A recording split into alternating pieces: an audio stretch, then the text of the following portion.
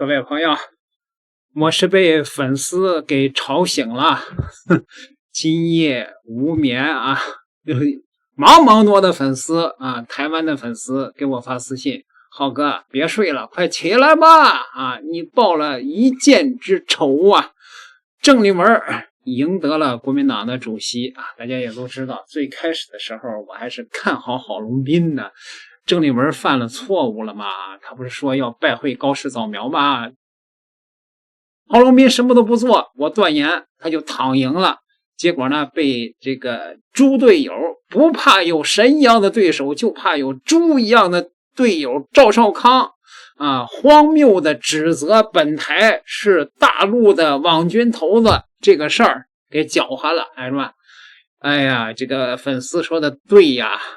赵少康啊，以后你可长点记性吧，你长点心，你记住了吧？油管里边唯一不能惹的，就是油管的第一野生国师、第一预言家1号真相台啊！你惹了我之后，就改变了整个事件的走向了。我不是已经断言了吗？哎，赵少康也会断送郝龙斌的选举。哎，然后呢，果然如此啊！而且我在这个苏杭的节目上也断言，本来我就是一美国吃瓜的，对吧？然后呢，我就无辜的被卷了进去，就被赵少康给挂起来指控了。那反而客观上让我成了影响台湾国民党本届主席选举的关键先生。郑丽文，你要好好的感谢我，正是我的连番的这个呼吁和节目，让台湾的名嘴大咖拿这个例子来证实郝龙斌和赵少康的这种愚蠢落伍，世代交替，他们是老翻颠，所以不行了，他们现在这个事儿已经定了啊！台湾的粉丝是不让我睡了，说这个郑丽文啊，现在呢已经有 51.5% 的得票率，完全锁定胜局了，因为已经超过半数了嘛， 5.1万票，显著领先了郝龙斌约2万票和罗志强约6000票，成为国民党历史上首位的女性党主席啊！其实朱一伦也出来发表了这个谈话，最新谈话的同时呢，他也恭喜了郑丽文。好，虽然这个票还没有开完，但是呢，在这个票数的部分，目前来看到，在郑丽文是以39101票领先郝龙斌的27166票，所以在这个部分目前是领先了12000票左右。那在今天我们可以看到，从下午4点钟开票，在这届的候选人包含了郑丽文、郝龙斌、罗志强、庄亚中、卓博远以及蔡志宏。那么在这个部分呢，目前票数领先的是郑丽文，有39101票，票数还持续的在嗨。那这一次呢，总计的选举人数是331145人。根据在中央党部公布的一个最新状况，你可以看到，在郑丽文的部分是领先的，稍早在刚刚。党主席朱立伦也已经针对目前的开票情形，到目前为止来进行了谈话。那么他首先也来恭喜了是郑丽文。那可以看到大家非常关注在今天投票率的部分，可以看到今天在台北市的投票率不到40%哦。那么在这个前台北市长郝龙斌他本命区今天的投票率并不高，好，估计在不到40%左右。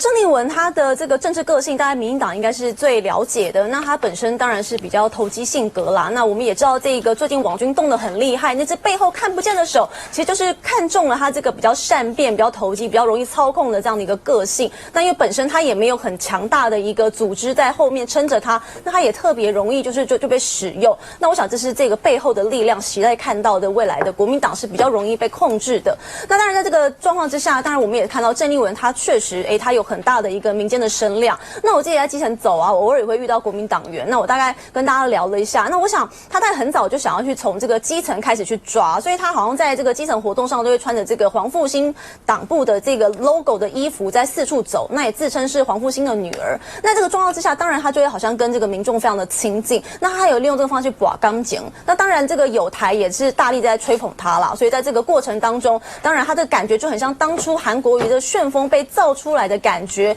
但我觉得当然他跟这个韩国瑜的政治能量其实不能比啦，大概一个是10，一个是2，大概是能量是这个感觉。可是不能否认，就是基层确实对于这个国民党未来希望改革，大家是有一个这样的期待，所以把这个期待投射到郑丽文身上，大家是一个好的一个这样子可以带领国民党的人，其实还是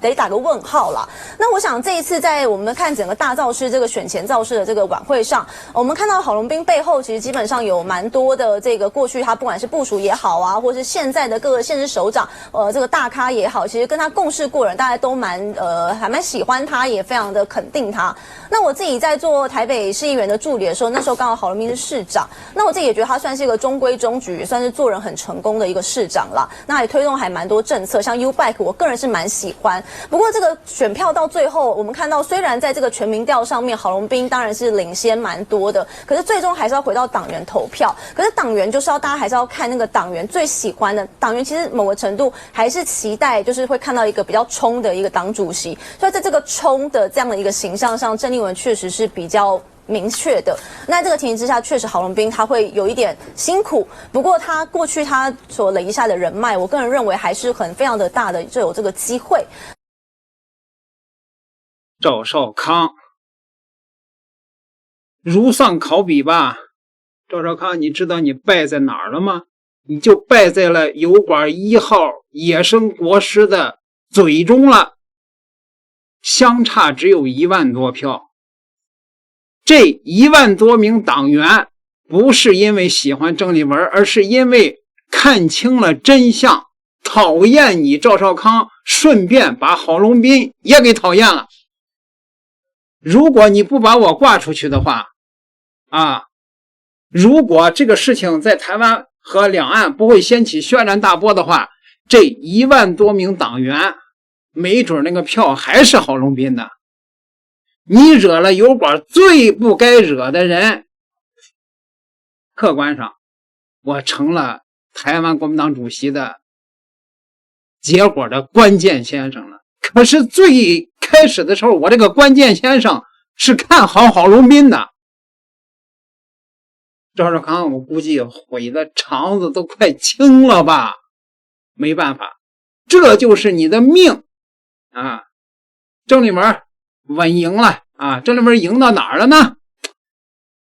郑丽文主打改革路线，获得基层党员与地方派系的支持，网络声量也在我们这些这个被动的这个人的影响下碾压了郝龙斌，是吧？郝龙斌呢获了8名蓝营县市长的支持，如蒋万安、侯友宜，但是被批呢依赖传统的精英路线，其盟友赵少康无证据的指控大陆网军干预选举，引发了舆论的反噬，这就是关键。罗志强实际得票率仅 1.8% 到 2%， 远低于民调的预期弃保效应呢，支持者转向了郑丽文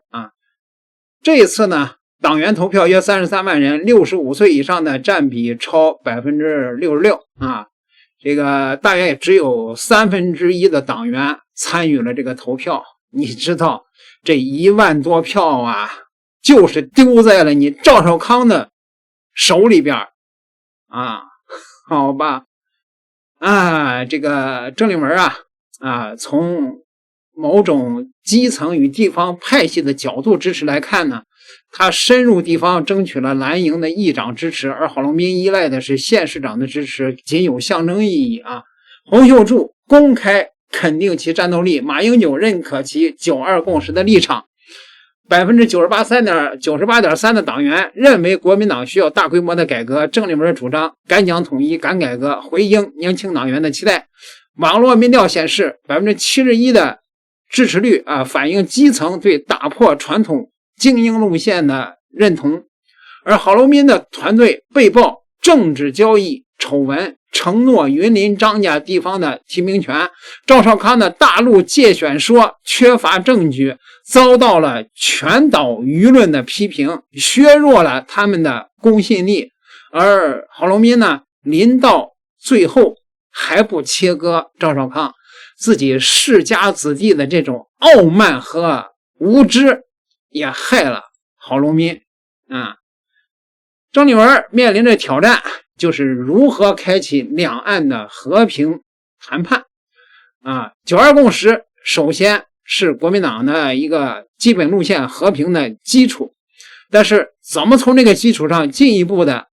和大陆开启和平统一的这个实质性的这种进程呢？那也是考验郑丽文的首先当了主席的第一大关。可以和张校长和解，张校长得分得票那是更低了，对吧？双方一块儿探讨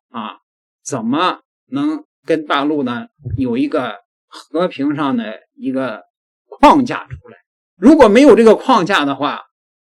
那个大陆的民意已经沸腾了，现在已经快按不住了，等不了了。27年那就是一个很大的一个时点转折点了考验郑丽文，一切都是刚刚开始。我被谁传染了呢？点个订阅，咱们下期再聊。